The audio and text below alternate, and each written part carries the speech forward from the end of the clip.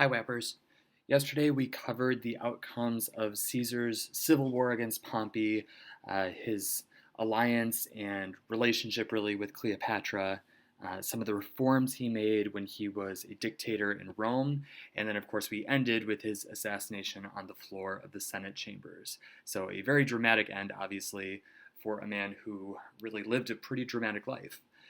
But there's more drama coming today as we see what happens after that assassination. Again, we are splitting up the notes here, so we're going to start with some content. You're going to be watching a video clip in the middle of the lesson that covers the last war of the Roman Republic, and then we are going to finish with the last couple slides in the second part of the video lecture. We learned yesterday that Caesar's death wasn't exactly received by the Roman people the way that the assassins were hoping it would be.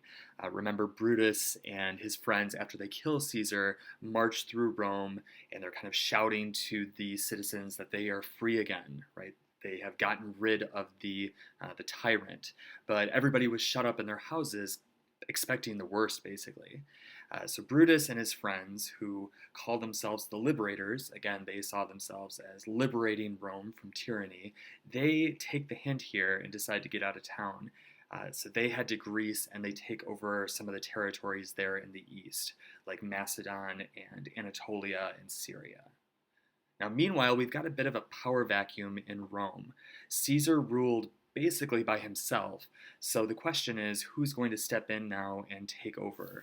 Caesar had lots of generals, he had allies, but he didn't have an adult son who was kind of recognized as his intended heir.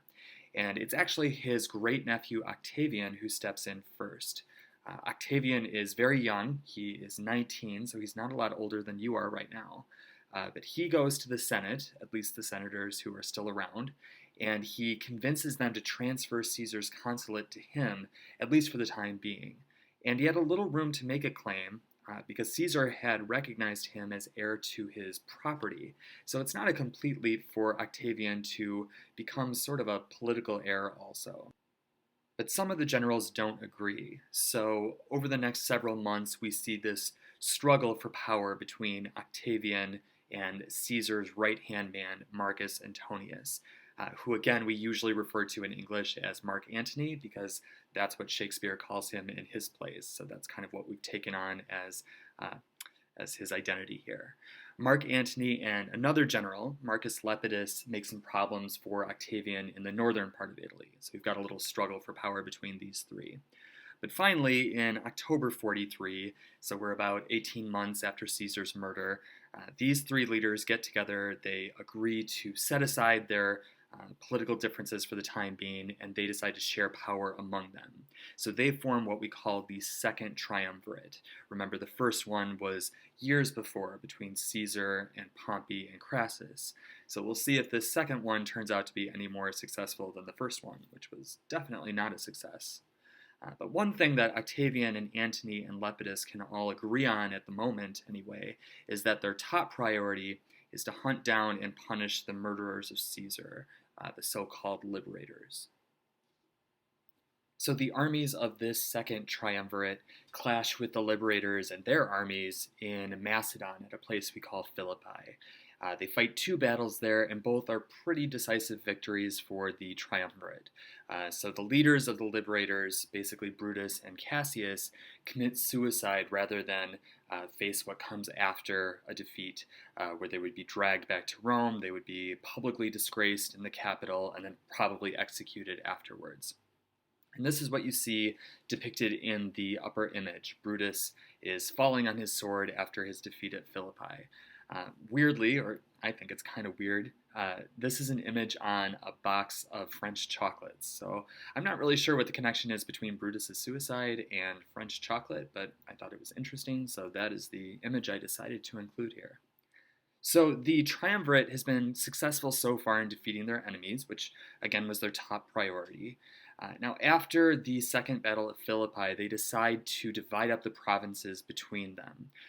They're going to share authority in the Italian peninsula and in Rome itself, but the territories they're going to split up between the three of them. So as you can see in the map, the lower image there, Octavian gets what we see in the pink, so mostly the western territories, Spain and Gaul, or what would be France today.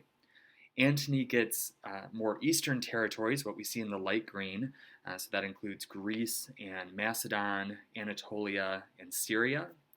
And then Lepidus is getting what we see in the dark brown, so kind of the north coast of Africa, basically where Carthage used to be. Notice that Lepidus is getting much less territory than the other two. That is significant. And the triumvirs decide to seal their alliance with a marriage, as tends to happen in ancient Rome. We saw that Pompey, of course, married Caesar's daughter. That was supposed to be a connection between them before the Civil War broke out. So now Mark Antony marries Octavian's sister, Octavia. And all of this is meant to preserve this alliance between the Second Triumvirate. But this plan to keep peace among the members of the triumvirate doesn't work out so well. The first problem is that Lepidus is feeling pretty left out, which we can imagine based on what we just talked about.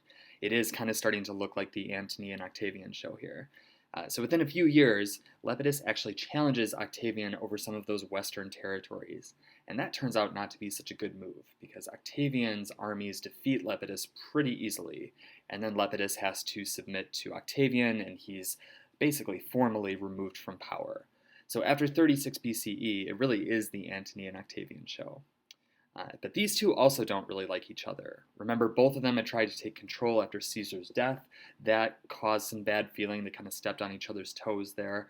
They're also just very different people, very different sorts of men. Antony is this great general, very experienced in war, and he sees Octavian kind of as a weakling and really just a kid. But Octavian is very intelligent. He is sort of a master politician already, and he in turn kind of looks at Antony as this sort of big dumb brute. Octavian also capitalizes on his blood relationship to Caesar, so he's always kind of constantly positioning himself as Caesar's natural heir.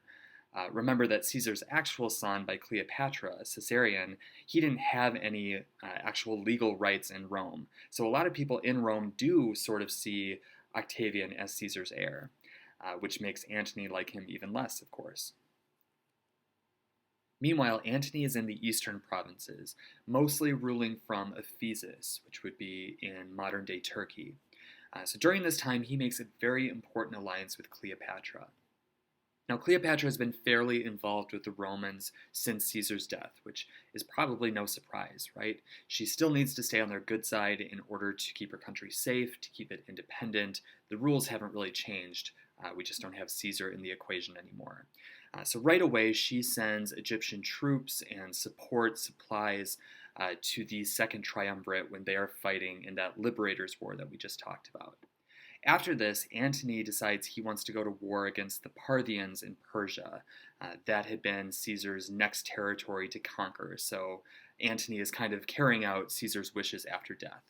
And Antony decides he's going to ask Cleopatra for men and money for this campaign too.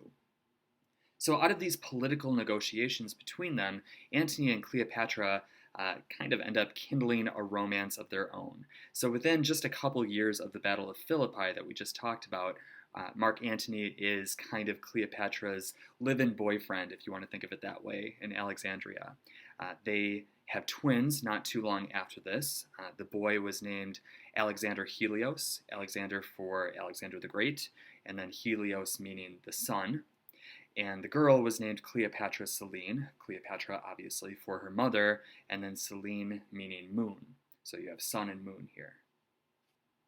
Now, even though she seems to have had some genuine feeling for Antony, and probably for Caesar before Antony, Cleopatra again is being very strategic here. She senses, just like everybody else does, that there is a lot of tension between Octavian and Antony. And so if she's going to make an alliance with one of them, it really makes a lot more sense for her to ally with Antony.